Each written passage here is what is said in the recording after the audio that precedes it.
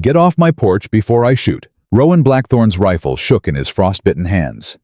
Inside the cabin, his 3-day-old son screamed without ceasing, a sound that had not stopped since the boy was born and his mother stopped breathing in the same hour. Outside, the heavy-set woman did not move. She could not. She was on her knees in the snow. Blood blooming dark across the front of her coat, a tiny bundle pressed hard against her chest. The bundle stirred. A small face emerged from the wool. Eyes impossibly blue, impossibly alive, lifted and locked onto Rowan's. And for the first time in 3 days, the screaming inside the cabin went silent. Before this story goes any further, if you believe a single act of kindness can resurrect a heart that's been buried alive, please subscribe to this channel and stay with me until the end. Comment the name of the town or city you're watching from right now, so I can see how far this story has traveled tonight. Now let's go back to that porch in Montana, where one widowed cowboy is about to make the choice that will either save his son or bury them both. Rowan did not lower the rifle. "Ma'am, I asked you a question. Who sent you?" The woman's lips were cracked and bleeding. She tried to speak and could not. She tried again. "Nobody. Nobody sent me. I followed the smoke." "Followed it from where?" "The trail. The freight road. I've been walking since." "Since when?" "Since the first storm." Rowan stared. The first storm had broken 3 nights ago. 3 nights ago his wife Sarah had pressed her bloody hand to his cheek and whispered his name, and then her hand had fallen, and his son had begun to scream. 3 nights of walking was not walking. 3 nights of walking in this country was a death march.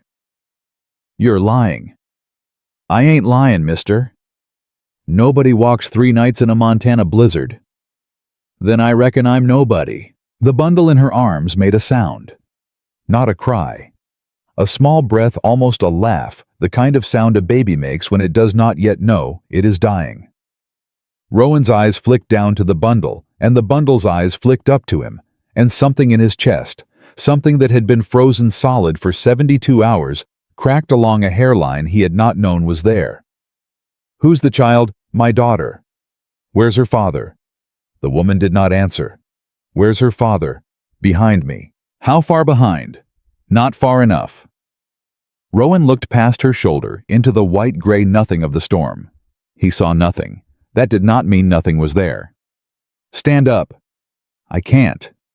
"Stand up, ma'am, or so help me." "I can't. There's a ball in my shoulder. It's been there since Tuesday." Inside the cabin, Eli started screaming again. The silence had lasted maybe 40 seconds. It was the longest silence Rowan had heard since the boy was born. Rowan's jaw locked so tight he tasted iron. "What's your name?" "Mara. Mara Calloway." "Mrs. Calloway." "Just Mara." "Mrs. Calloway, I'm gonna lower this rifle. You're gonna come inside. You're gonna sit by the fire. You ain't gonna touch nothing. You ain't gonna ask me nothing, and the second that storm breaks, you're gonna be on your way. Do you understand me?" "Yes, sir." "Can you walk?" "I'll walk." She tried to stand and fell. The baby slid sideways in her arms, and she caught the child with a sound like an animal being hit. Rowan was off the porch before he knew he had moved. He set the rifle in the snow. He bent down.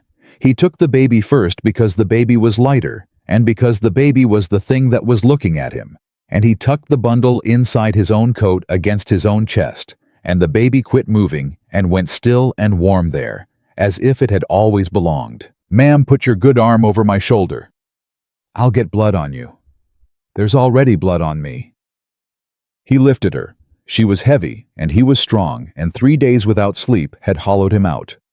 But he got her up, got her across the porch, got her through the door, got her into the chair by the hearth that had been Sarah's chair and was nobody's chair now.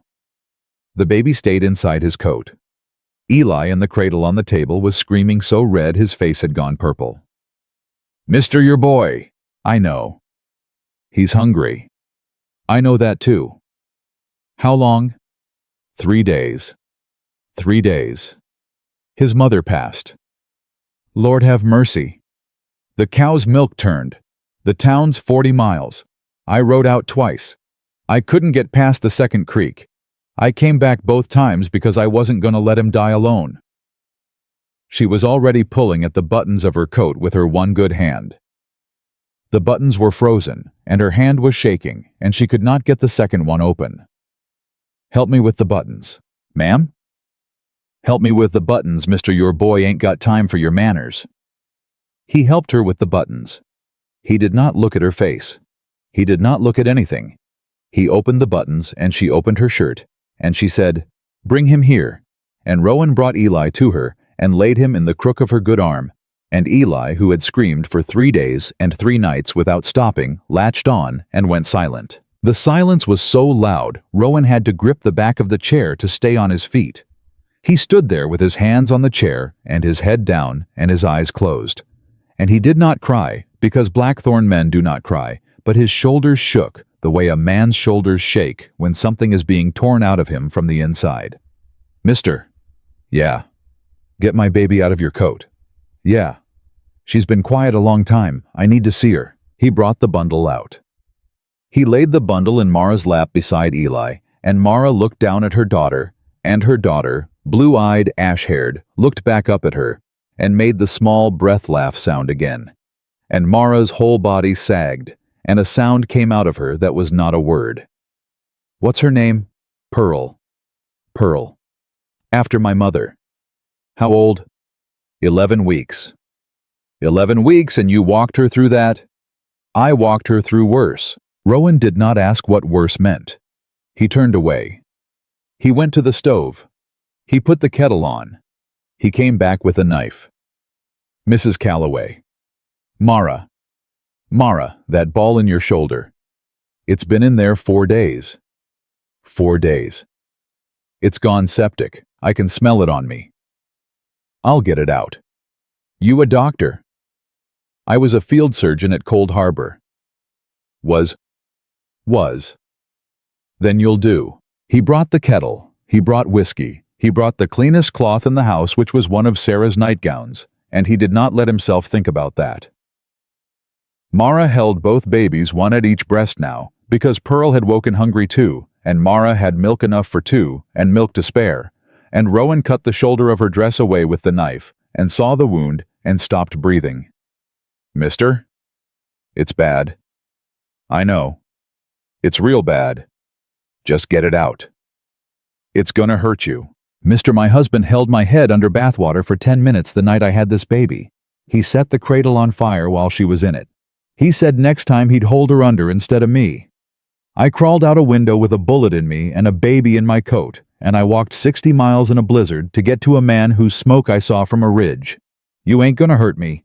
Get it out." Rowan got it out. She did not scream.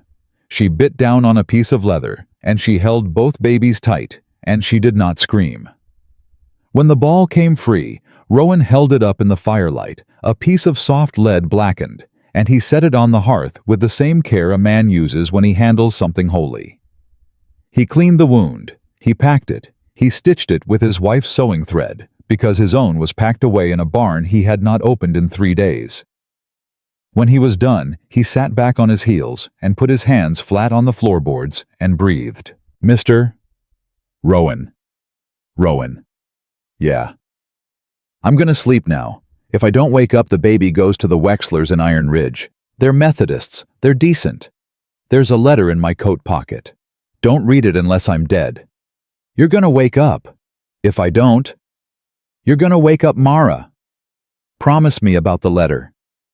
"I promise you about the letter." She slept. Both babies slept on her chest. Rowan banked the fire. He sat in the chair across from her, and he watched the 3 of them, this stranger and her baby, and his own son, all of them breathing in the same rhythm, all of them alive, and he did not sleep, because if he slept, he would wake up and find her dead, and he could not survive that twice in 1 week. The storm went on. The night went on. Around 3 in the morning, Eli stirred and made a small sound, and Mara, without waking, shifted him to the other side, and he latched, and was quiet. And Rowan watched her hand broad and red and chapped from the cold settle on the back of his son's head, with a tenderness Rowan had not seen in 3 days, and his eyes burned, and he turned his face to the wall. At dawn, Mara opened her eyes. Rowan. I'm here. Did I die? No, ma'am. Are you sure? I'm sure. It feels like I might have. You didn't. She looked down at the babies. They were both still asleep. Pearl had a fist curled in the shawl that Sarah had knitted before she got sick. Eli had a fist curled in a lock of Mara's hair. Rowan. Yeah. How long was I out? 11 hours. 11 hours. Yeah. And he ate the whole time, whenever he wanted. Good. Mara. Yeah. I want to ask you something and I want you to answer me straight. All right. Your husband, the one who held you under bathwater, he coming. He's coming. How far behind? 2 days, maybe 3. The storm slowed him. Will the storm stop him? Nothing stops him. What's his name? She looked at him a long time before she answered. She looked at him the way a person looks at a man before she tells him the thing that will either bind him to her or send her back into the snow. Victor Graves. Rowan's face did not change, but something in his hands changed. He set the cup he was holding down on the table very slowly, and the cup did not rattle, and that itself was a kind of answer. You know him. I know him. How? He was my captain, at Cold Harbor. Then you know. I know. And you're gonna put me back out in the snow now. No, ma'am. You should. I ain't gonna. He'll burn this place down. Let him try. Rowan. Mara. You don't owe me nothing. I owe my boy his life. You give it back to him last night. I owe you that till the day I die. That ain't a debt. That's just being a person. In this country, it's a debt. She closed her eyes. A tear ran down her face into her hair, and she did not wipe it away because she did not have a free hand. Rowan? Yeah. I can cook, I can clean, I can mend. I'm strong. I'm bigger than most men, and I can lift what they can lift. I ain't asking for charity. I'll earn my keep and Pearl's keep, and I'll work till I drop. I ain't gonna be a burden to you. Mara, let me finish. All right. And when he comes, I'll go. I'll take Pearl and I'll go before he gets here. I won't bring him down on you and your boy. I just need a week. A week of food and a roof and time for this shoulder to close. Then I'll be gone before he ever sees your smoke. No. What? No. Rowan, you ain't going. You ain't taking that baby out into that snow again. You ain't earning nothing. You ain't a burden, and you ain't a hire, and you ain't a charity case. You're a woman who walked 60 miles with a bullet in her to keep her child alive. And you walked into the one house in this whole valley where there was a baby crying who needed exactly what you had to give. You think that's a coincidence? I think God's got a sense of humor. I think God's got better aim than that. She almost laughed. She caught it before it came out. Rowan Blackthorne. Yes, ma'am. You hardly know me. I know enough. You don't know what I done. I don't care. You will. I won't. Everybody does eventually. Mara. Yeah, my wife died Tuesday. She was 26 years old, and she was the best thing this country ever made. And she bled out on that bed there while I held her hand and lied to her about how she was going to be fine. My boy hasn't eaten in 3 days. I rode out twice, and I came back twice because I am not strong enough to bury 2 of them in 1 week. I was sitting in this chair with a pistol in my hand last night when you knocked on that door. Do you understand what I'm telling you? Yes. You knocked on that door at the exact minute. You and that baby. You knocked and I put the pistol down and I went and got the rifle instead because I figured if it was Victor Graves or any other devil come up out of the dark, I'd take him with me. And it wasn't him. It was you. And your baby looked at me, and my boy stopped crying. So you tell me, ma'am, who saved who last night? She was crying now. She did not try to stop it. Rowan. Stay. Just till the shoulder heals. Stay as long as you need. Just a week. Stay as long as you need, Mara Calloway. Rowan. Stay forever if forever's what you got. The fire popped. Eli stirred and was quiet. Pearl made the small breath laugh sound. Mara closed her eyes and let her head rest back against the chair, and her broad red hand stayed where it was on the back of Rowan's son's head. And Rowan watched her and watched the babies and watched the dawn coming gray and slow through the kitchen window. And he understood with a clarity that came on him like a wave that he was going to kill Victor Graves. He was not going to be killed by him. He was not going to send this woman back into the snow. He was not going to bury his son and his wife in the same season. He was going to kill Victor Graves with his own 2 hands when the time came, and he was going to do it for the woman bleeding in his wife's chair, and for her daughter, and for his son, and for the part of his own heart that had cracked open last night when a stranger's blue-eyed baby had looked up at him and refused to die. Rowan? Yeah. I smell coffee. I put a pot on. It's been a long time since I smelled coffee in a kitchen at sunrise. How long? 2 years. Then drink it slow. Rowan. Yeah. Thank you. Don't thank me yet. Why? Because he's coming. And when he gets here, you're going to find out who I am. And you might not like it. I'll like it. You don't know that. I know enough. She reached out her good hand. He looked at it a long moment. Then he took it. Her hand was warm and broad and steady, and his hand was scarred and shaking, and they held on across the babies, across the dead wife, across the 60 miles of snow and the ball of soft lead on the hearth, and the pistol still sitting on the table from the night before. And outside the storm, finally began to quiet. And somewhere far off on a ridge above the second creek, 2 days' ride out, a man named Victor Graves dismounted from a black horse and looked down through a brass spyglass at a thin column of smoke rising from a cabin he had been hunting for 9 days. He smiled. He folded the spyglass. He swung back into the saddle. And he started down the ridge. By mid-morning, the snow had stopped falling, and the silence on the ranch was the kind of silence that scared a man more than the storm had. Rowan stood at the kitchen window with a tin cup of coffee gone cold in his hand and watched the tree line. Mara was at the table behind him, one arm in a sling he had fashioned from a strip of bedsheet, the other arm cradling Eli, while Pearl slept in a drawer he had pulled out of the bureau and lined with wool. Rowan. Yeah, you've been at that window 40 minutes. I'm watching. For what?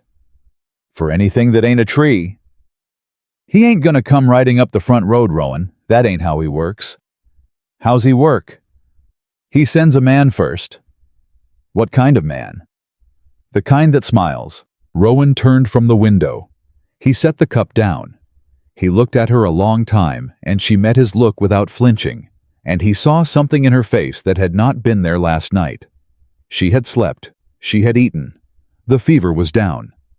And whatever softness the bullet and the blizzard had beaten out of her was crawling back into her bones hour by hour with the milk and the bread and the warmth of the fire. Mara. Yeah. How many men does he keep? 3 he pays. 20 he owns. What's the difference? The 3 he pays will look you in the eye when they kill you. The 20 he owns will smile while they do it. And the smiler, the one he sends first, he got a name. Hollis Reed. Hollis Reed. He'll come up the road like a preacher, hat in his hand. He'll have papers. He'll have a star on his coat that ain't real. He'll call me Mrs. Graves. You ain't Mrs. Graves. Legally I am. Not in this house. She did not answer that. She looked down at the boy in her arm and adjusted the blanket around his ear with a tenderness that did not match the steel in her voice. Rowan. Yeah. When he comes. Hollis. You let me do the talking. No. Rowan. I said no. He'll trip you. He's a lawyer before he's anything else. He'll get you to say one word wrong, and that one word will be in a courtroom in Bozeman by next Tuesday. Then I won't say no words. You'll say something. Men always do. Mara. Let me handle him. I know him. I know how he sits. I know how he holds his hat. I know what he wants me to say, and I know what I'm going to say instead. And what are you going to say? She lifted her face to him. That I died in the storm. Rowan stared at her. Say that again. I died in the storm. Mara Graves froze to death 2 miles south of the Bitterroot alongside her infant daughter. The man who found the bodies buried them under a cairn of river stones because the ground was too hard to dig. He did not know the woman's name. He did not file the report because he is a crow and he does not file reports. The bodies were taken by wolves before the thaw. That ain't gonna hold. It'll hold long enough. For what? For me to be somebody else by spring. Mara. I can't be Mrs. Graves anymore, Rowan. I can't be her. She dies today, or she dies in 2 weeks at the bottom of a stairs, and I would rather be a ghost than a body. He sat down across from her. He did not reach for her. He put his hands flat on the table between them. Then who are you after today? I don't know yet. Pick a name. Rowan. Pick a name, Mara. Pick it now. Before he sends Hollis up that road. Pick a name and a story and stick to it till the day you die. Because the second you flinch, you and that baby are dead, and so is my boy, and so am I. She looked at the fire. She looked at her daughter. She looked at the ceiling beams that Rowan had cut himself 10 years ago, and her good hand tightened on Eli, and a muscle moved in her jaw. Mara Calloway. That ain't far enough from Mara Graves. It's my mother's name, my maiden name. I've been Mara Graves for 6 years, and I was Mara Calloway for 22. And Mara Calloway is who I'm gonna be when I die, so she might as well be who I am now. All right. And the baby's Pearl Calloway. All right. And I am your cousin's widow, from St. Louis. Come west to keep house for you because your wife passed and your boy needs a wet nurse. We wrote letters all summer. The letters are in a trunk that burned in the storm. Anybody asks for proof, we got none because the trunk burned, and the man who wrote the letters is dead, and the woman who received them is sitting at this table with a baby at her breast, and a story she will repeat the same way every time in front of anybody in any courtroom until the day she dies. Rowan looked at her for a long count. You'd done this before. I've been planning it for 2 years. 2 years. Since the night he set the cradle on fire. And you never run. I run today. Why today? Because today there was smoke I could see from a ridge, and before today there wasn't. He almost said something. He didn't. He nodded once and he stood up and he walked to the wall by the door and he took down a tintype that had hung there for 10 years. It was a picture of his cousin Daniel, dead at Antietam. He turned it over. He looked at the back of it. Then he set it face up on the table between them. This is your husband. This was my cousin Daniel Calloway. He died of fever in St. Louis in October. You came west in November. You were 3 weeks on the road. The storm caught you outside Iron Ridge, and the trunk and the wagon are still out there somewhere under 6 feet of snow. We will not be going to look for them, because there is nothing to find. Rowan, you memorize his face. You memorize his birthday. April 3rd. You memorize the name of his mother, who was my aunt, Nettie Blackthorne Calloway, who is buried in Missouri. You memorize that he had a stutter and a bad knee, and that he made furniture. Anybody asks about your husband, you cry once, and you change the subject, because that is what widows do. Rowan. What? You've been planning this longer than 2 years. He did not answer her. He walked back to the window. The tree line was empty. The tree line was always empty until it was not. Rowan. Yeah. Who'd you lose first, before Sarah? My brother. How? Cold Harbor. Under who? He did not turn around. Under Captain Victor Graves. The fire popped. Pearl made the small breath laugh sound in her drawer. Eli, full and warm, slept on against his mother's chest. Mara closed her eyes, and a long breath went out of her slow and steady. The breath of a woman who has been told a thing she suspected but did not know. Rowan. He sent my brother into a creek bed at 3 in the morning with 12 men and no cover. 2 come back. My brother was not one of them. I was a surgeon's apprentice, and I was the one who had to tell his wife by letter. I was 19 years old. Rowan. I have been waiting 6 years, Mara. I did not know I was waiting. But I was. She did not say anything to that. There was nothing to say to that. She rocked Eli and she watched her daughter sleep, and she let Rowan stand at the window with his back to her, because that was what a man like that needed in a moment like that. A long minute passed. Rowan? Yeah. Ryder. He had already seen him. A single horse, a single man coming up the long road from the south at a slow walk.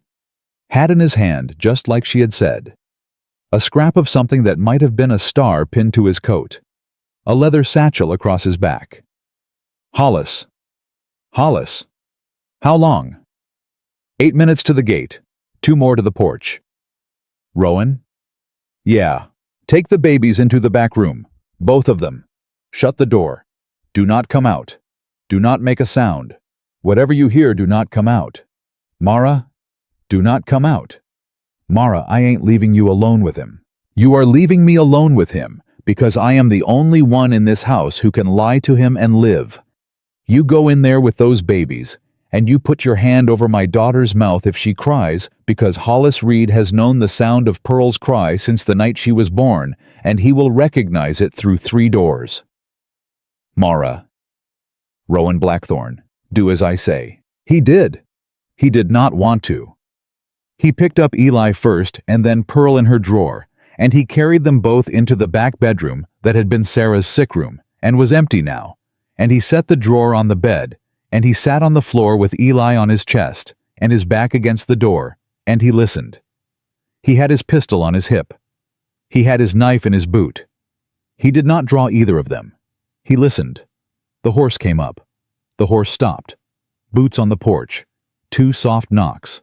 Mrs. Graves? Mara's voice calm as a church bell. There ain't no Mrs. Graves here, mister. You got the wrong house. Ma'am, my name is Hollis Reed. I'm a deputy out of Bozeman.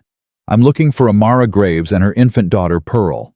They went missing from a homestead in the Bitterroot near 9 days ago, and there's a husband in town near out of his mind with worry. That's a sad story, mister, but it ain't mine. I'm Mara Calloway. I'm widow to Daniel Calloway out of St. Louis. I come west to keep house for my husband's cousin, and the storm took my wagon and damn near took me with it. I ain't seen another woman or another baby in 3 weeks. A pause. A long pause. The kind of pause a lawyer takes when he is rearranging the file in his head. Mrs. Calloway? Yes, sir. Forgive me. You match the description close enough that a man in my position has to ask. Ask away, deputy. Where'd you say you come from? St. Louis? And your husband passed? October. Fever. My condolences. Thank you. What's the cousin's name? Rowan Blackthorne. Rowan Blackthorne. Yes, sir. And he know you're here? Mister, I'm sitting in his kitchen drinking his coffee. I expect he knows. Where is he? Out at the south fence. A heifer come down hard in the storm, and he's been trying to get her up since dawn. I see. A second pause. Longer than the first. In the back room against the door, Rowan put his hand over Eli's mouth very gently, just in case. Mrs. Calloway, would you object if I stepped inside a moment to warm up? The wind out here'll cut a man in half. I would object, mister. Ma'am, my husband's cousin is a widower. His wife passed Tuesday. There ain't been a week of mourning yet, and I ain't about to entertain a man in his kitchen with him out at the fence and the body of his wife not yet a week in the cold ground. You can warm yourself by your horse, deputy, or you can ride on to Iron Ridge, where the boarding house keeps a fire. Ma'am, I mean no disrespect. None taken. Ride on. Mrs. Calloway. Yes. There's a reward for information. Is there? $200, federal, for the whereabouts of Mrs. Graves and the child. $200 is a lot of money, deputy. It is. More than I'll see in a year. Considerably more. Mister, I'll tell you what I know. I'll tell you for free because I am a Christian woman and I do not take money for telling the truth. I know that I have not seen the woman you're looking for. I know that no woman with a baby has come through this gate in the time I've been here. And I know that if she had come asking for shelter, I would have given it to her, and I would not be telling you about it now, because any woman who runs 9 days through a Montana winter with an infant is running from something worse than what she's running into, and a deputy with a federal reward and a smile like yours don't strike me as the something better. Now you ride on Mr. Reed before I call my cousin in from the fence." There was a third pause, the longest one. "Mrs. Calloway." "Yes, sir." "You take care, ma'am." "I will. And if any woman matching the description should happen by your gate." "She won't." "If she should." "I'll send her to Bozeman with a note pinned to her coat." "You do that, ma'am." "I will. Good day to you, deputy." Boots on the porch, boots down the steps. The creak of leather as a man swung up into a saddle. The slow walk of a horse going back the way it came. Rowan did not move. He did not breathe. He counted to 200. Then he counted to 200 again. Then he opened the bedroom door and walked into the kitchen with Eli in one arm and Pearl in her drawer in the other, and Mara was sitting exactly where he had left, her hands folded on the table, staring at the door, and her face was the color of wet ash. Mara. He knew. What? He knew Rowan. He believed you. He pretended to believe me. That's different. How do you know?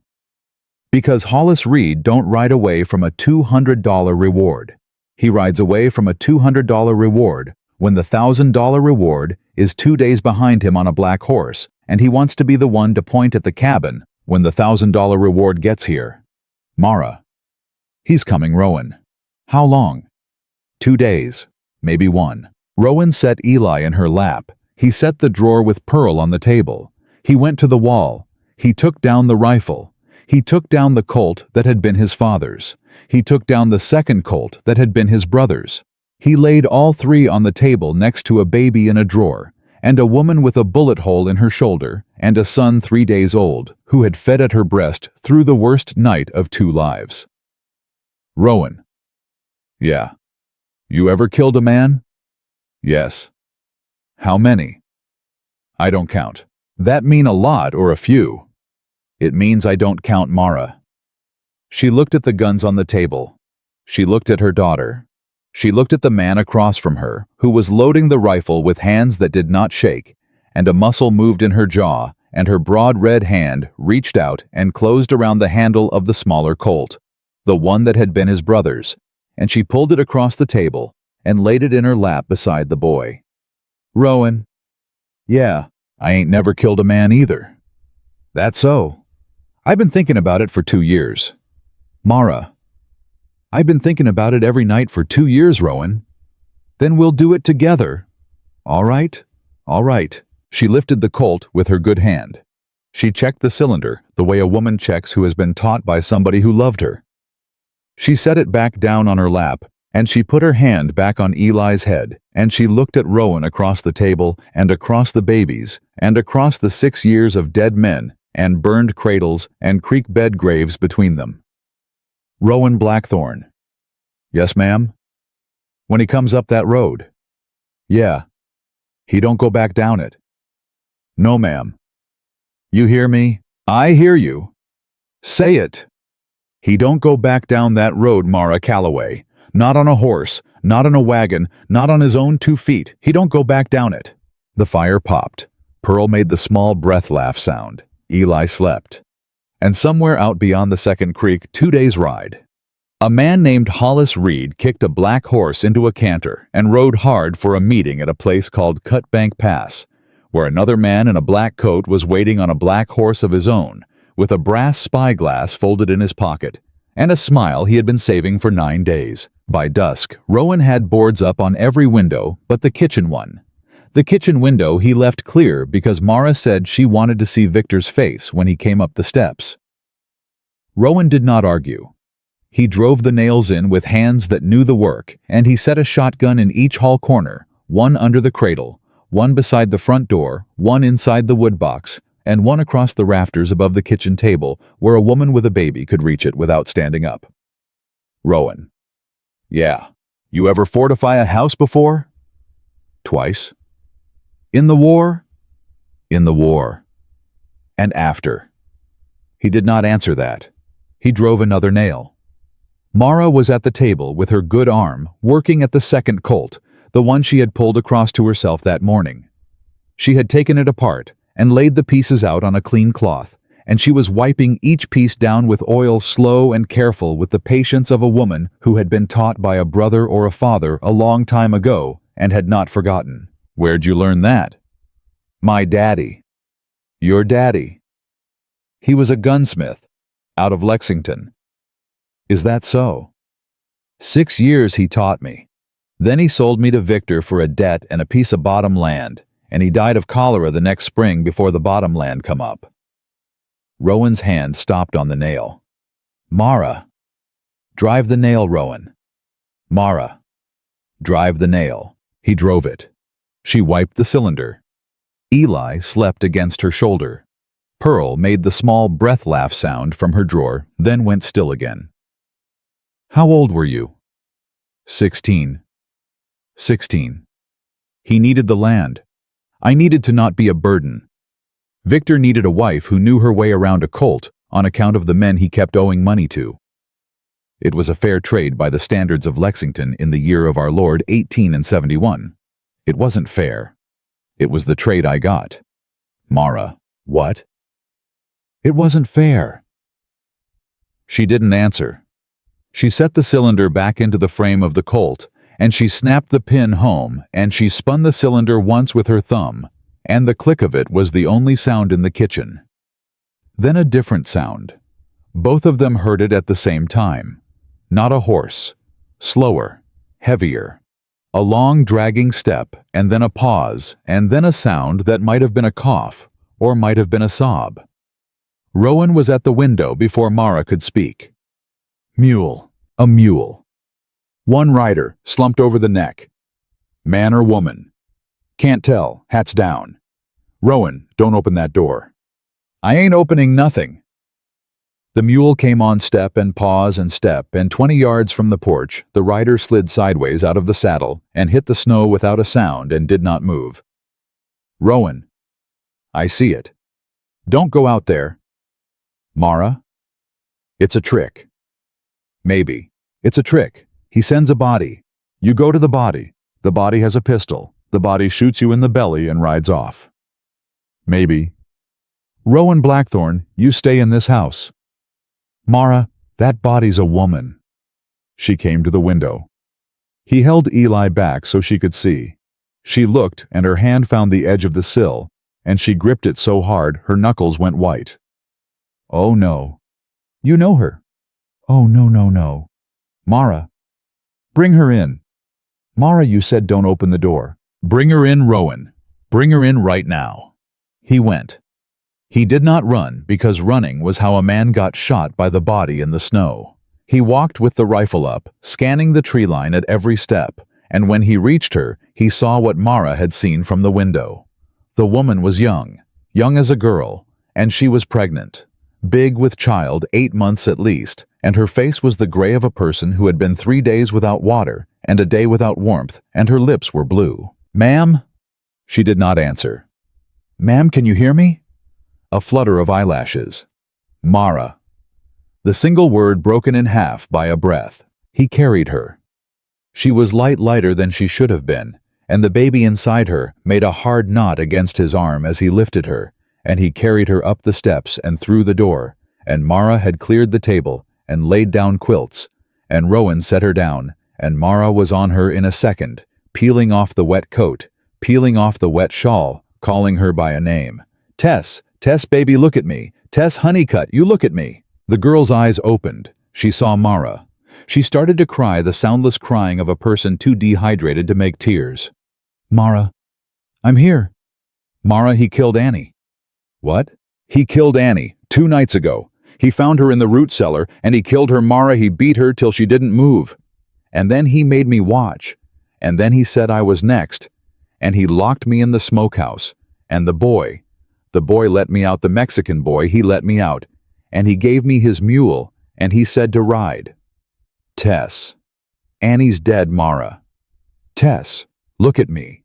Look at me, baby. Annie's dead. Rowan was already at the stove water on cloths down brandy bottle, down from the high shelf. He worked without looking at them. He did not need to look at them to know what was happening on the table.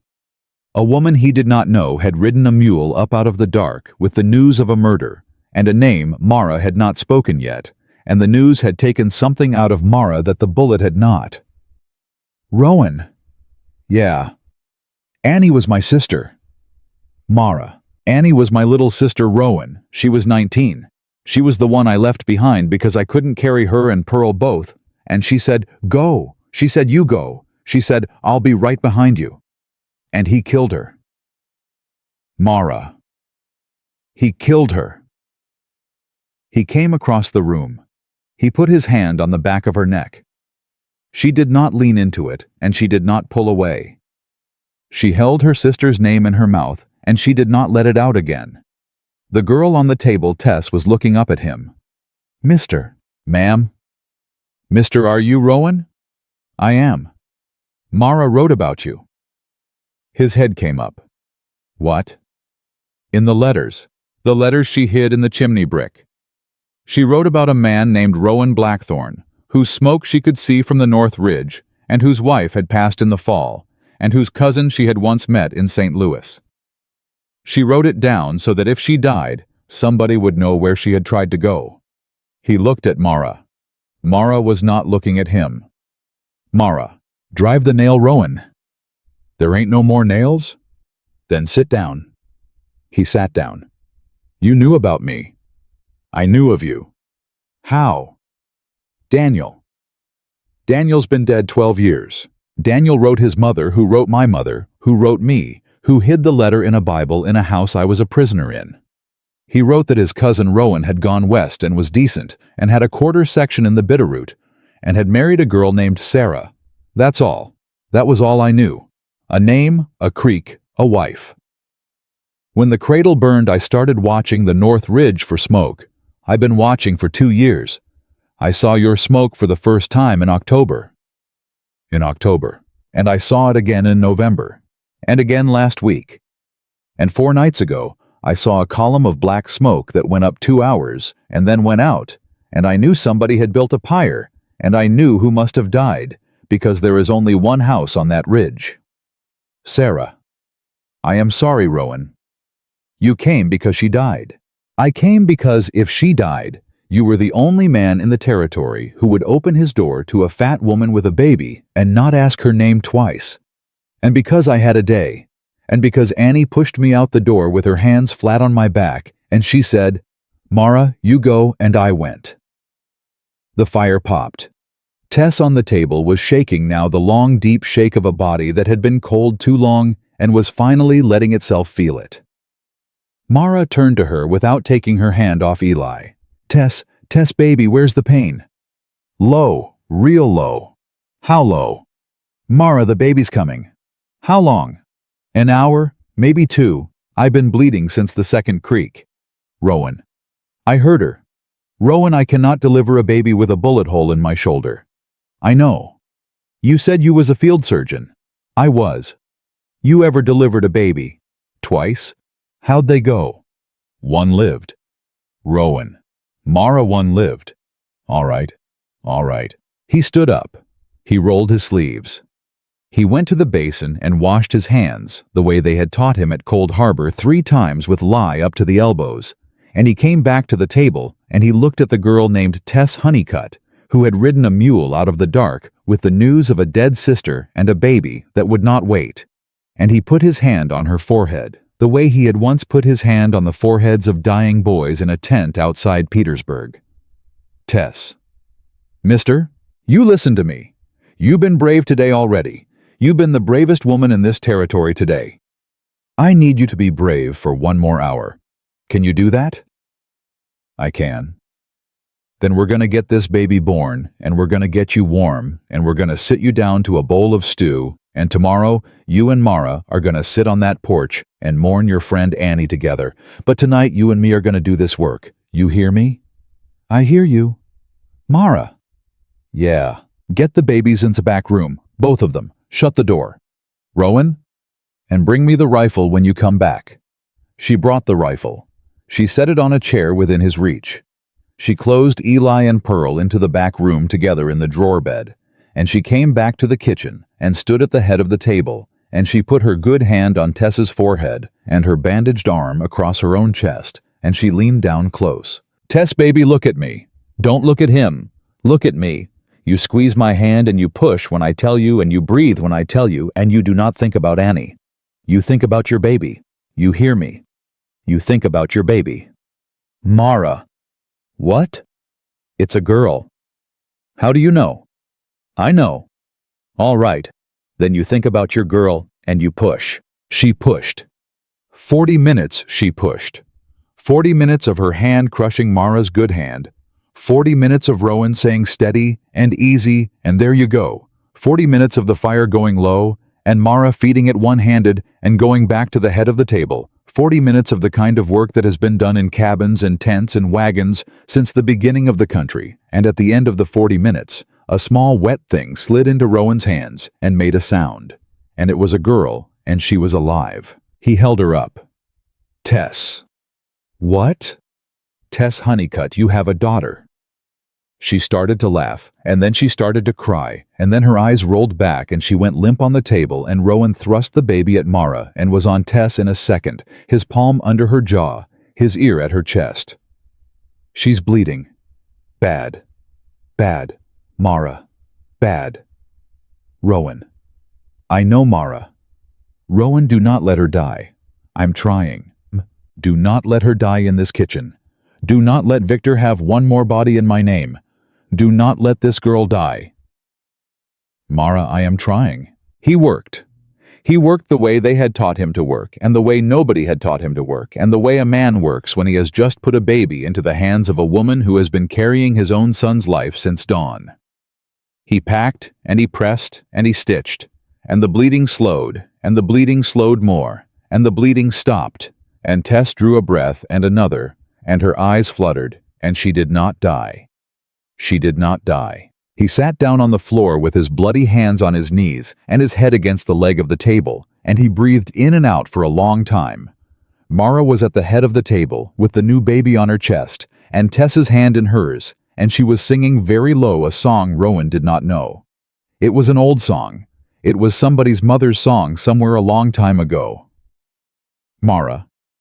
"Yeah." "What's the baby's name?" "Tess." The girl on the table opened her eyes again.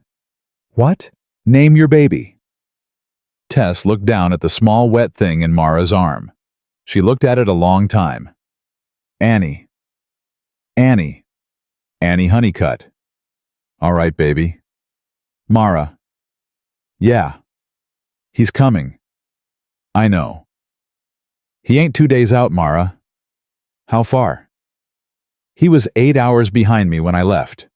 He had to swing wide around the second creek because the ice was thin. That bought me 4 more hours. So 12 hours, maybe 10 now." Rowan's head came up off the table leg. 10 hours. 10 hours, mister." "Mara." I heard her. 10 hours, and there's 3 babies in this house, and 2 of them are an hour old between them. I heard her, Rowan. He got up off the floor. He washed his hands again all the way to the elbows 3 times with lye, and he came back into the kitchen, and he picked up the rifle off the chair, and he checked the load. "Mara." "Yeah." "You said he don't go back down that road." "I said it." "You meant it." "I meant it." "Then 10 hours is enough." "Enough for what?" "Enough to make him come up it the way I want him to." She lifted her face to him. "Rowan Blackthorne." "Yes, ma'am." "What are you fixing to do?" He set the rifle down on the table next to the new baby and the new mother, and the woman he had decided sometime between dawn and dusk was going to be his wife, if she would have him. "I'm fixing to ride out at midnight." "Rowan." "I'm fixing to ride out at midnight and meet him at Cutbank Pass." "Rowan." "And he ain't gonna come up that road, Mara. He ain't gonna come up it because he ain't gonna make it past the pass." "Rowan, you are not leaving this house." "Mara." "You are not leaving these babies and these women in this house alone for 1 minute. Do you hear me? You are not leaving." "Mara." Rowan Blackthorn, you swore to me this morning. You swore to me he don't go back down that road. You did not swear to me you'd meet him on it. He comes here. He comes to this door. He comes to the house where his crime is, and he dies on the porch, and we bury him under the cottonwood with Sarah, and we do it together, the two of us, in this house, with these babies inside. Do you hear me?" He looked at her a long time. "Yes, ma'am." "Say it back to me." "He comes to the door. He dies on the porch. We bury him under the cottonwood. With Sarah. With Sarah. Together. Together. Now sit down." He sat down. She was crying now, very quiet, the way a woman cries when she has cried too much already, and her body is just finishing the work. "Rowan?" "Yeah. My sister Annie. She was 19 years old. She liked yellow ribbons. She could not carry a tune. She wanted to be a schoolteacher in Helena. She had blue eyes like pearls. That was where Pearl got them. Mara. I want you to know her name. Before he gets here. I want her name said in this kitchen by somebody who is not me. Annie Calloway. Annie Calloway. I will say her name every day, Mara. Every day for the rest of my life. Rowan. Yes. Then we are gonna make it so he never says it again. The fire popped. The new baby cried. Mara hummed the song. And 10 hours to the south, on a frozen ridge above Cutbank Pass, a black horse stopped at the edge of the timber, and the man on its back lifted a brass spyglass to his eye, and he saw very small and very far. A single thread of smoke rising from a cabin window where a kitchen lamp had just been lit. The lamp had been lit at 5 minutes past 9, which was the time Mara had told him to light it. Rowan struck the match and held it to the wick, and he did not look at the window because Mara had told him not to look at the window. Rowan. Yeah? He's seeing it now. How do you know? Because that's what I would do. She was at the kitchen table. Tess was on the bed in the back room with both of the older babies and the new one. The door was closed. A shotgun was across Mara's lap. The Colt was on the table by her good hand. Eli's bottle, full and warm, sat in a pan of water on the stove, because Tess had given them milk before she had slept, because Tess Honeycutt had said she would not lie down until the boy was fed. Mara. Yeah. How long? 3 hours, maybe 4. He'll come slow. He'll come on foot the last mile. Why? Because he likes the door. The door? He likes to knock. Rowan checked the rifle a 3rd time, then a 4th.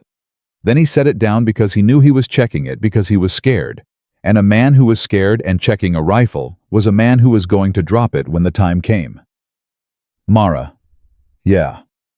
If I die tonight. You ain't dying tonight. If I die tonight. Rowan Blackthorn. Mara, hear me. All right. If I die tonight, the deed is in the Bible, the brown one, the one on the shelf. It's signed over to you. It's been signed over to you since this afternoon. I wrote it down to Iron Ridge, and I had the clerk witness it while you were asleep. You did what? You and Pearl get the ranch. Eli gets the south pasture when he's of age.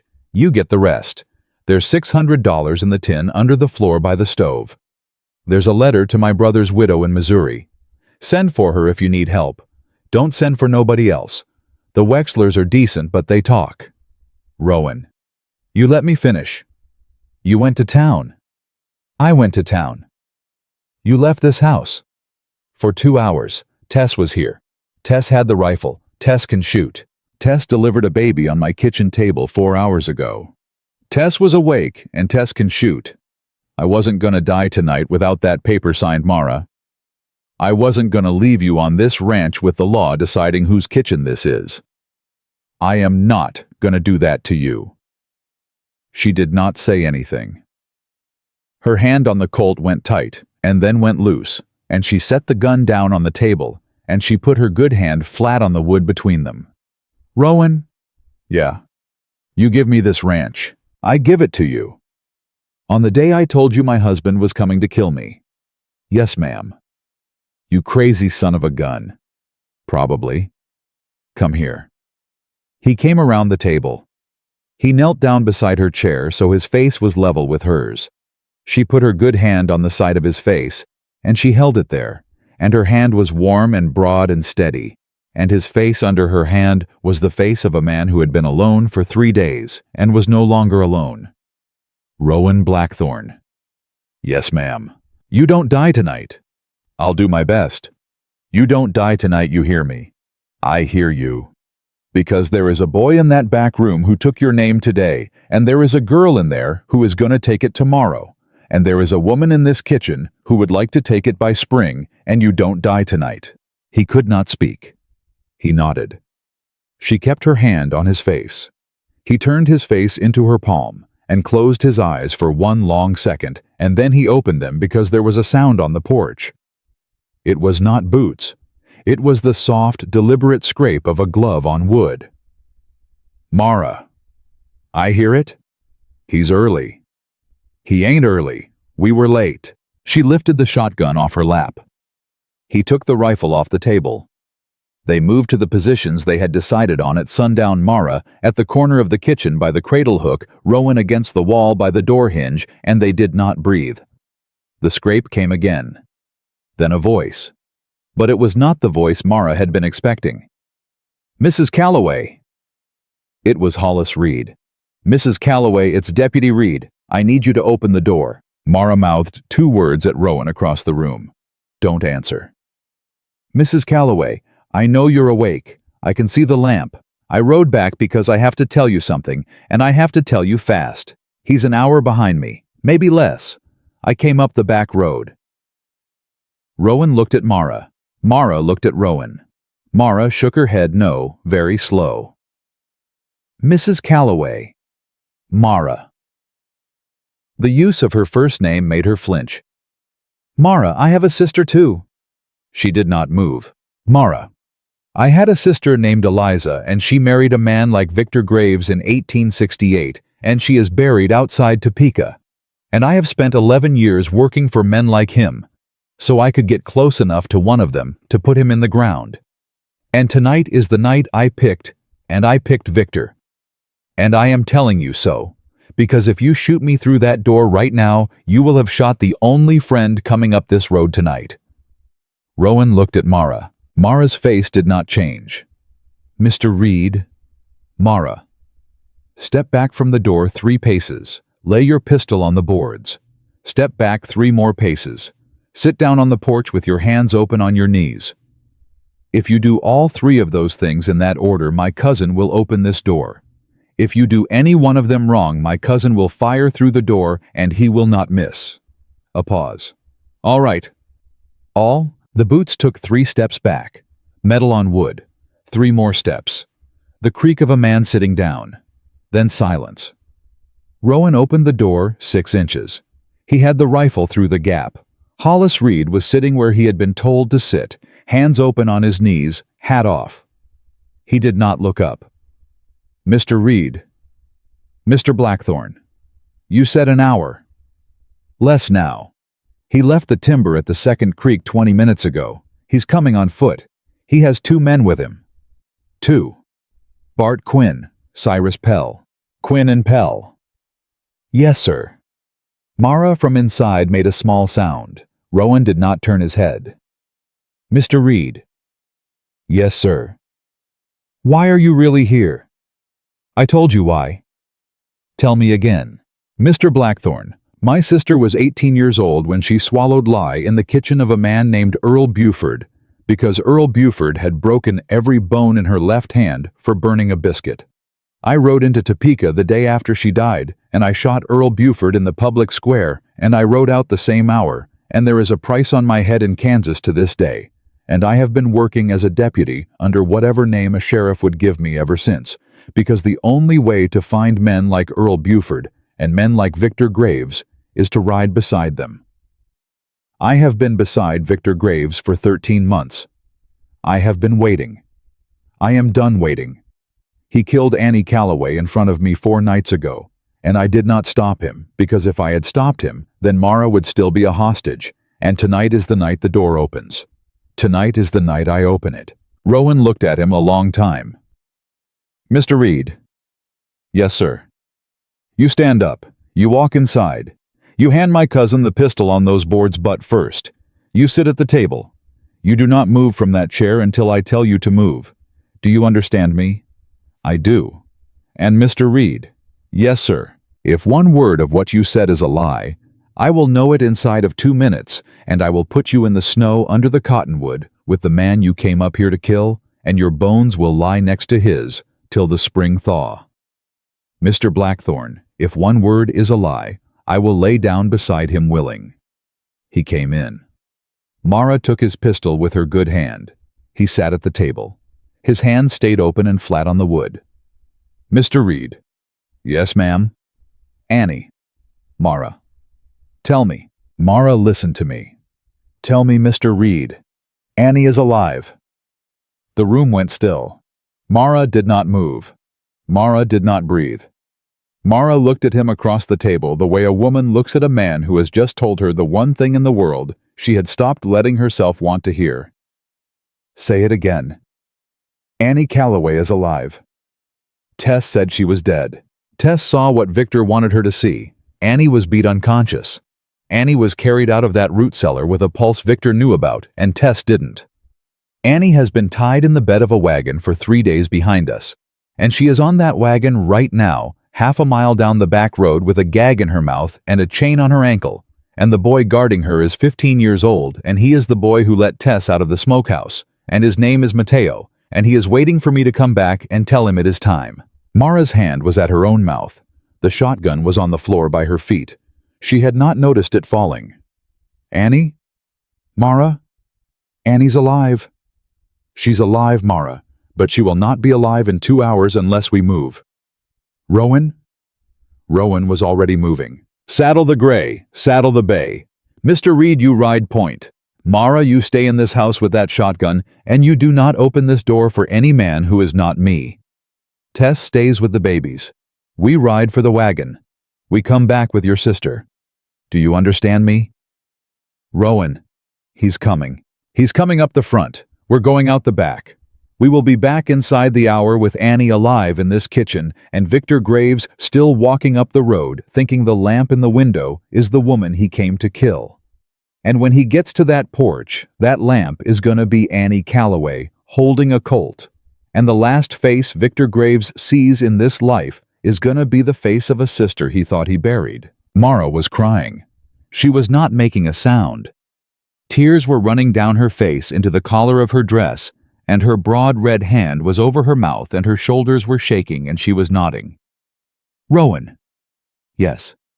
Bring her home. I will. Bring her home, Rowan. I will, Mara. I swear to you on my son's name. I will bring her home. He kissed her. He did not mean to. He did it before he knew he had decided to, and her good hand came up and held the back of his neck and held him there for 1 second, and then she let him go, and he was out the door with Hollis Reed and the door shut behind them, and the bolt slid home. The ride was 9 minutes. They did not speak. Hollis on the bay. Rowan on the gray. Both of them low in the saddle. Both of them with rifles across their thighs.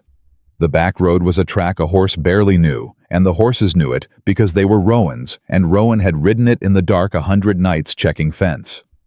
The wagon was where Hollis had said. A boy stood beside it with a rifle that was bigger than he was. He raised the rifle when he saw them, and Hollis raised an empty hand. Mateo. Hollis. It's tonight. Tonight. You did right by Tess. You're doing right by Annie. You ride out of this country at first light. You take the bay. You take the letter in my coat pocket.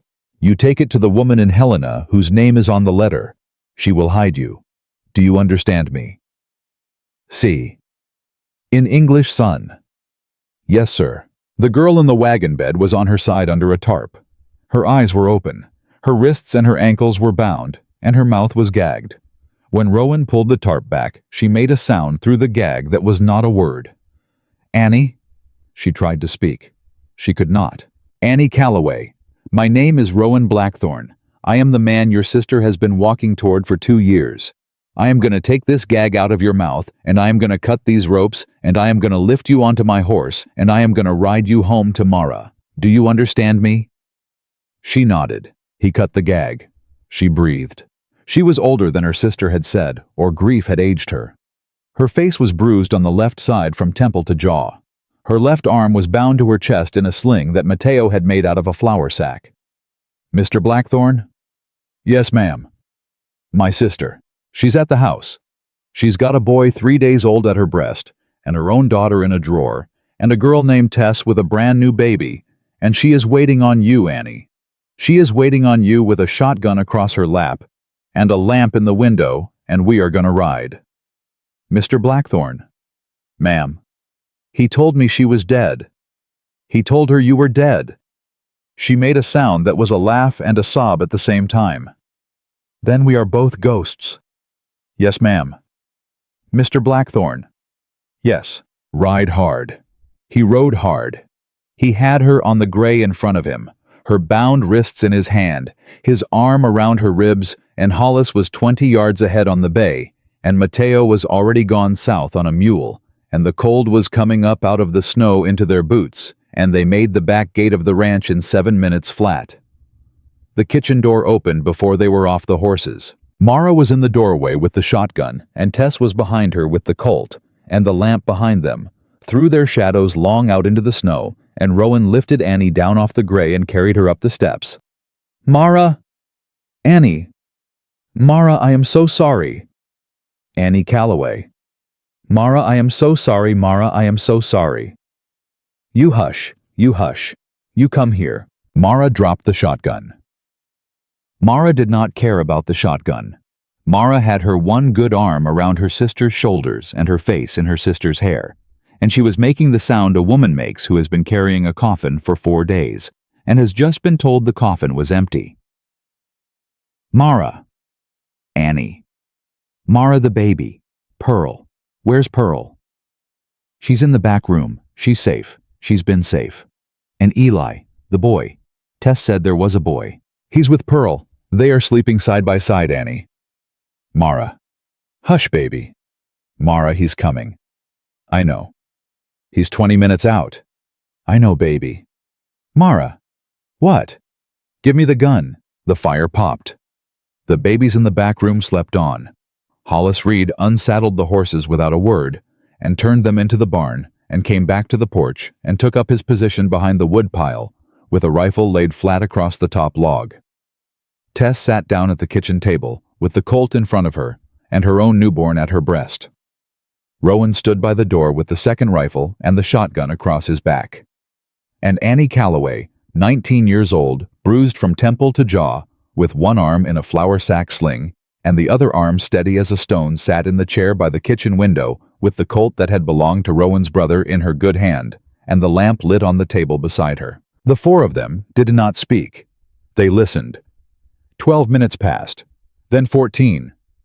Then faintly from the front road, the slow, deliberate clop of a single horse. Annie cocked the Colt. The clop came on. It stopped.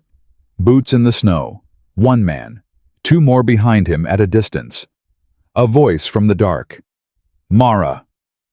Mara from inside her hand over her mouth did not answer. "Mara, darling." Annie's hand on the Colt did not shake. "Mara, come to the door." Boots on the porch. The scrape of a glove on wood.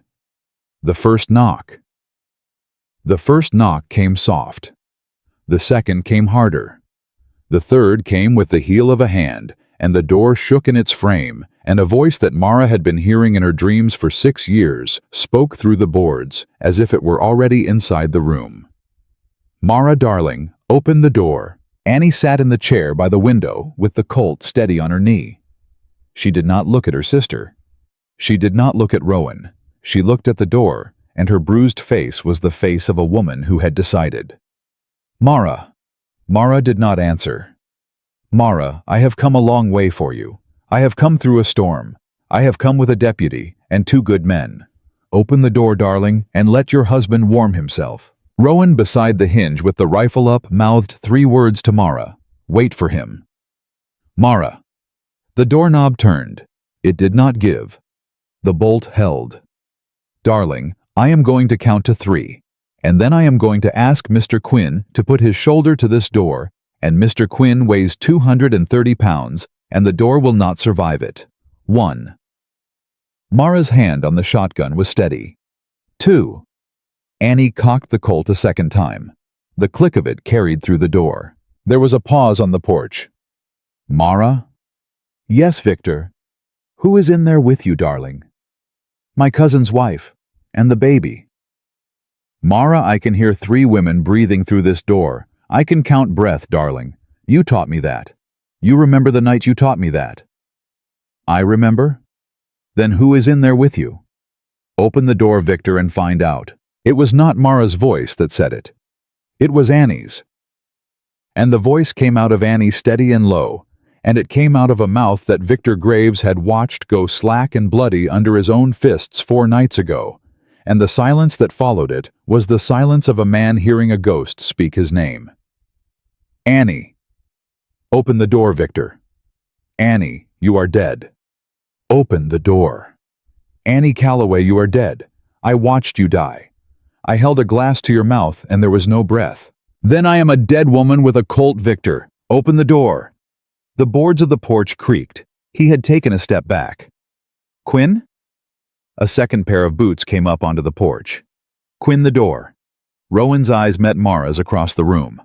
Mara nodded once. Rowan slid the bolt. The door was not kicked. The door was opened. Rowan pulled it open from the inside with the rifle leveled chest high, and Bart Quinn, who had been gathering himself to throw his shoulder at the wood, stumbled forward into empty air with his pistol half drawn, and Rowan shot him through the heart at 4 feet, and Bart Quinn went down on the threshold without a sound. Behind him in the dark of the porch, Victor Graves had already drawn. Annie fired. She fired from the chair by the window through the open doorway, and the round took Victor Graves high in the right shoulder and spun him half around, and his pistol discharged into the porch boards. And Hollis Reed from behind the woodpile fired once, and Cyrus Pell, 20 feet back in the snow, with a rifle coming up, dropped where he stood and did not move again. It had taken less than 4 seconds. Victor Graves was on his knees on the porch with his right arm useless and his left hand scrabbling for the pistol he had dropped. Rowan stepped over Quinn's body and put the muzzle of the rifle against the back of Victor's neck. Don't. The hand stopped. Stand up. I can't. Stand up, Captain. He stood up. He was a tall man, taller than Rowan Gaunt, in the face gray at the temples, and he had a smile already coming back to his mouth. Even with his arm hanging dead at his side, the smile of a man who had been talking his way out of rooms for 40 years and did not yet understand that this room was different. Mr. Blackthorne. Captain. You have me at a disadvantage. Yes, sir, I do. There is a deputy of the United States behind that woodpile. There is a lawyer in Bozeman who has my will on file. There is a federal warrant in my saddlebag, and that warrant names this woman as my legal property under the laws of the territory of Montana, and I will see every man and woman in this house hang for what has happened on this porch tonight. Captain Graves. Yes. You remember a creek bed at Cold Harbor? I remember many creek beds. 3 in the morning, 12 men, no cover. The smile faltered. You sent 12 men into that creek bed, Captain. 2 come back. My brother was not one of them. His name was Caleb Blackthorne. He was 20 years old. He was the only family I had left in this world until I married Sarah, and Sarah is buried under that cottonwood, and the only family I have left now is sitting in that kitchen, and you came up this road tonight to take her from me. Mr. Blackthorne. Captain Graves. That was a war. Yes, sir, it was. I was an officer. Yes, sir. I gave a lawful order. Yes, sir. And I do not answer for the dead at Cold Harbor to a rancher in Montana. Rowan did not move. His finger was on the trigger, and it was steady, and Victor Graves was looking at him across 6 feet of frozen porch boards, and the smile was almost back. Mr. Blackthorne, you are not going to kill me. No, sir. The smile broadened. I am not going to kill you because there is a woman in this house who has the right of it, and that woman is not me, and I gave her my word. He stepped back. He lowered the rifle. He spoke without turning his head. Mara. She came out onto this porch. She had the shotgun across her good arm, and Annie was beside her with the Colt, and Hollis Reed had stepped up from behind the woodpile with his rifle on Victor's chest. And Tess was inside the kitchen doorway with the lamp and 3 babies sleeping in a drawer behind her. And the porch was full of Calloway women and the man who had hunted them, and it was Mara who walked up to Victor Graves and looked into his face from a distance of 2 feet. "Victor, Mara darling, don't call me that. Mara, my love, you are bleeding. I have been bleeding for 6 years, Victor. Mara, this is a misunderstanding. Victor, look at me. I am looking at you. No, you are looking at a woman you used to own. I want you to look at me. I am Mara Calloway. I am 31 years old. I am the daughter of a gunsmith, and the sister of a schoolteacher, and the mother of a girl named Pearl, and I am not your wife. I have not been your wife since the night you set my daughter's cradle on fire. I divorced you that night, Victor, in the eyes of God, and in the eyes of every woman who has ever crawled out of a window with a baby in her coat. I divorced you that night. The paper is a formality. The paper will be filed in Bozeman next week. Mara, look at my sister, Victor." He looked at Annie. Annie, with the Colt steady on his chest, did not blink. "You told her I was dead. Mara, you told me she was dead. You used my sister as a body to break me with Victor. You laid my sister out in a root cellar and you told a 15-year-old boy to bury her. And instead, that boy hid her in a wagon and rode her here to me, and now she is standing on this porch with a gun pointed at the spot in your chest where your heart would be if you had one. Mara?" "Annie, lower the gun." Annie did not lower the gun. "Annie, lower the gun, baby." "Mara, no. Annie Calloway, you lower that gun. You do not put his blood on your hands tonight. You do not give him that. We did not ride out to bring you home so you could carry his face into your sleep for the rest of your life. Lower the gun." Annie's hand was shaking now. The first shake she had shown all night. "Mara? Lower it, baby." She lowered it. Mara turned back to Victor. "Victor Graves. Mara, you are not going to die on this porch tonight. Mara, you are going to live. You are going to live a long time. You are going to live in a federal prison in Deer Lodge, Montana, and Mr. Reed is going to ride you down there in the morning, and the warrant in your saddlebag is going to be unfolded by a judge who has been waiting for it for 2 years because Mr. Reed has been writing letters, Victor. Mr. Reed has been writing letters about you to every federal judge from Helena to St. Paul for 13 months, and the file on you in Deer Lodge is 6 inches thick, and the men in that file are not your men. The men in that file are mine." Victor Graves' face was no longer smiling. "Mara, you are going to live, Victor. You are going to live to read about my new life in the territorial papers. You are going to live to read the name of my husband. You are going to live to read that I run a ranch in the Bitterroot, and my children do not bear your name, and my sister teaches school in Helena, and the boy who saved me has a homestead in Oregon. You are going to live a long time, Victor, and every day of it, you are going to know that the woman you tried to bury walked out of your house on her own 2 feet, and you are going to die in a prison cell of old age, and the last face you see on this earth will not be mine." She turned. She walked back into the kitchen. She did not look at him again. Rowan tied Victor Graves's good arm to the porch post with a length of harness rope.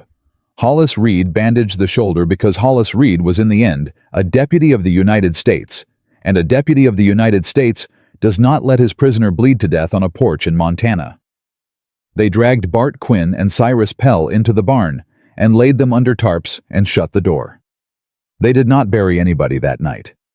The ground was too hard, and there were 3 babies in the back room who needed their mothers more than the dead needed graves. At first light, Hollis Reed rode south with Victor Graves tied to the saddle of the black horse. Annie stood on the porch beside her sister and watched them go. Tess was in the kitchen with the babies.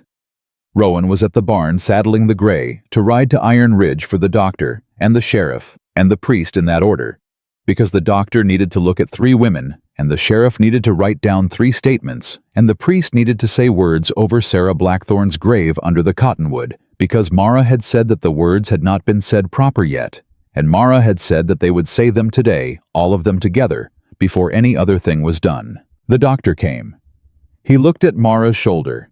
He looked at Tess and the new baby. He looked at Annie, who would carry the bruise on her jaw for 2 months and the limp in her left wrist for the rest of her life, and he gave Annie a tincture for the pain and told her to stop using the wrist for 6 weeks, and Annie nodded and did not use it for 6 weeks. The sheriff came. He wrote down 3 statements. He folded them into an envelope.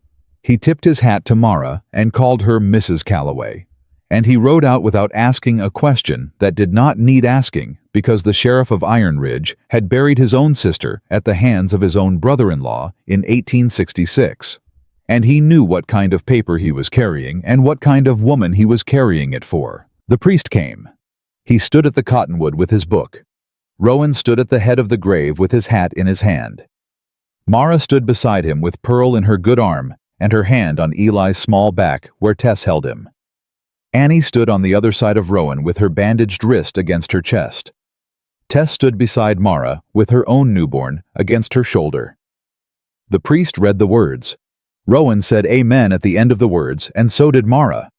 And Mara's voice was strong, and Sarah Blackthorne was buried again properly this time, and the hand of the woman who would be the second wife of Rowan Blackthorne rested on the shoulder of the man who had buried the first, and Sarah, wherever Sarah was, did not begrudge it. The wedding was in April.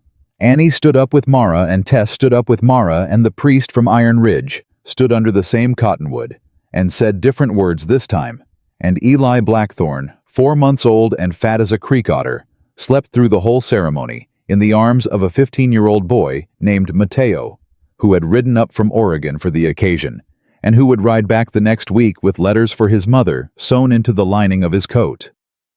Pearl Calloway, who would be Pearl Blackthorne by the end of the week when the papers came back from Bozeman, sat on a blanket and tried to put a cottonwood leaf in her mouth, and was prevented from doing so by her Aunt Annie, who would marry the schoolmaster in Helena 2 years later, and would have 3 sons, and would teach reading to 40 children a year for the next 31 years, and would never once in any of those years speak the name of Victor Graves out loud. The ranch grew.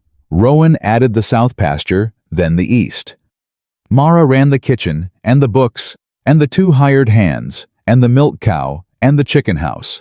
And she did it with one shoulder that ached in the cold for the rest of her life, and with a strength that the country around her came in time to speak of with respect.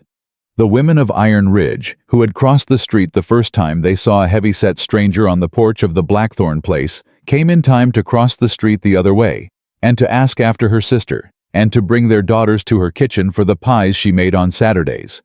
And one of those daughters, a thin, red-haired girl named Jane, would marry Eli Blackthorne in 1904 under the same cottonwood, and would sit at the same kitchen table as a bride, and call Mara her mother, and mean it. Tess Honeycutt stayed 3 years. She married a freighter out of Bozeman, and moved south, and her daughter Annie Honeycutt grew up calling Mara her aunt and Pearl, her cousin, and Eli her brother. And that was a thing that did not have to be explained to anybody who had been on the porch the night Pearl was born, and the night Annie came home, because the people on that porch had become a family, in the only way families are ever really made, which is by deciding to be one, and never deciding otherwise. Victor Graves lived 17 more years. He lived them in a cell in Deer Lodge. He read the territorial papers when they were brought to him. He read the name Blackthorne in the cattle prices, and the name Calloway in the school news out of Helena. And he did not write letters because the warden of Deer Lodge did not permit him paper on the personal instruction of a judge whose name had been on the bottom of his commitment order. He died of pneumonia in the winter of 1896. He was buried in an unmarked grave in the prison field. No one went to look at it. No one ever did. Mara Blackthorne lived to be 79 years old. She died in the bed she had shared with Rowan for 41 years, in the room that had once been Sarah's sick room, and had become in time the room where Pearl had been weaned, and Eli had broken his arm at 6, and Annie Honeycutt had hidden during a thunderstorm at 4. Rowan was beside her. Pearl was beside her. Eli Gray at the temples himself by then held her hand. Her last words the family said afterward were not loud and not long. She said, "I had a good life." She said, "the baby's eyes." And then she said her sister's name, and she closed her eyes, and she did not open them again. Rowan followed her in the spring. He was buried beside her under the cottonwood beside Sarah, the three of them in a row, with room left at the end of the row for Pearl when Pearl's time came, which was not for another 40 years. The ranch is still there, the cottonwood is still there, the kitchen window where a lamp was lit one night in 1877 is still there, and on the sill of that window behind the glass sits a small piece of soft lead, blackened by fire and time, that Pearl Blackthorne placed there on the day of her mother's funeral, and that nobody has moved since. A woman walked 60 miles through a Montana blizzard with a bullet in her shoulder and a baby in her coat, and she knocked on the door of a man who had a rifle in his hand and a son who would not stop crying. And that knock on that door on that night made a family that lasted 4 generations, and a name that is on the deed of a working ranch in the Bitterroot to this day. That is the whole of it. That is the truth of it. And that is the end of it.